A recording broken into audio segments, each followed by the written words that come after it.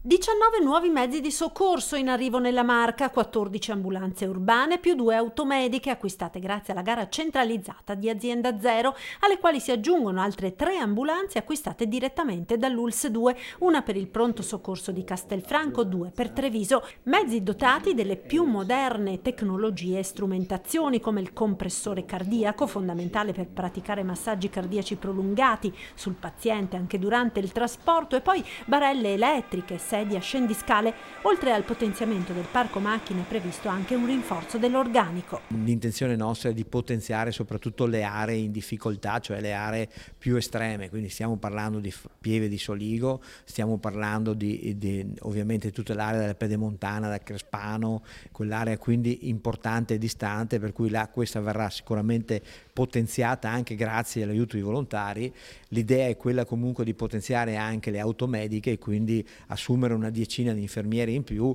e sicuramente un medico in più rispetto all'attuale dotazione, che è di 76 persone. Nuovi mezzi che andranno a sostenere un'attività, quella degli interventi di soccorso, che ha visto negli ultimi 20 anni un incremento dell'80%, oltre 51.000 gli interventi nel 2019, 107.000 le chiamate gestite dalla centrale operativa. I tempi medi di soccorso, vista la